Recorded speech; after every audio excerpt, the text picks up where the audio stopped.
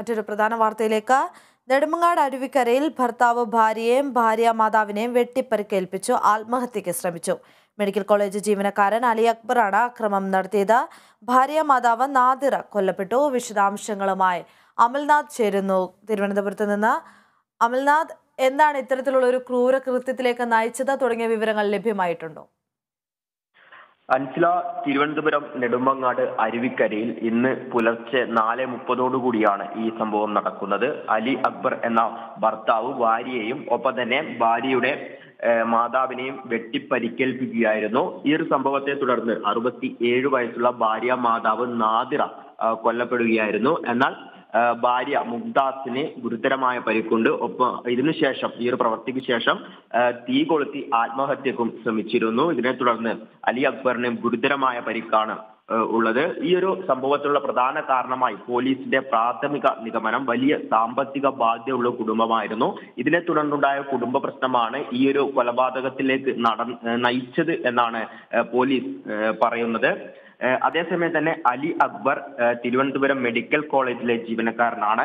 നാളെ സർവീസിൽ നിന്നും വിരമിക്കാൻ വേണ്ടി ഇരിക്കുന്ന വ്യക്തിയാണ് ഇദ്ദേഹം. ഈ ഒരു സംഭവം നടക്കുമ്പോൾ ഇവർക്ക് പുറമെ അലി അക്ബറിന്റെ മകളും ഈ ഒരു വീട്ടിലുണ്ടായിരുന്നു. ഈ സംഭവം നടക്കുമ്പോൾ അലി അക്ബറുടെ മകൾ നിലവിളിച്ചതിനെ തുടർന്ന് നാട്ടുകാർ ഈ വീട്ടിലേക്ക് ഓടിക്കൂടുകയും ചോരയിൽ കുളിച്ചു കിടക്കുന്ന അലി അക്ബറിനെയും ഒപ്പം തന്നെ അലി അക്ബറിന്റെ ഭാര്യയെയും ആശുപത്രിയിലേക്ക് മാറ്റുകയുമായിരുന്നു. ഇതിനെ തുടർന്ന് പോലീസ് ഇപ്പോൾ അന്വേഷണം ആരംഭിച്ചിട്ടുണ്ട്. ഇരുവരുടെയും, അതായത് അലി അക്ബറുടെയും ഭാര്യയുടെയും ആരോഗ്യനില ഇപ്പോൾ മോശമാണ് എന്നാണ് മനസ്സിലാക്കുന്നത്. ഇരുവരും തിരുവനന്തപുരം മെഡിക്കൽ കോളേജിൽ തീവ്ര പരിചരണ വിഭാഗത്തിലാണ് ഇപ്പോൾ ഉള്ളത്.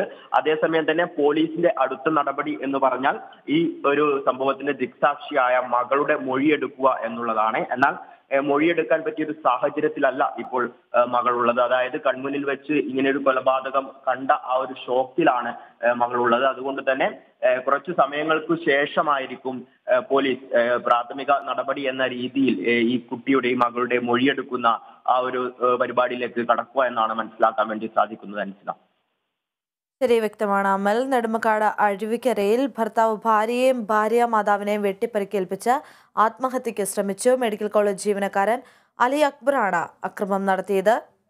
ഭാര്യാമാതാവ് നാദിറ കൊല്ലപ്പെടുകയും ചെയ്തിട്ടുണ്ട്. വിശദാംശങ്ങൾ നൽകിയത് അമലാണ് തിരുവനന്തപുരത്ത് നിന്ന്.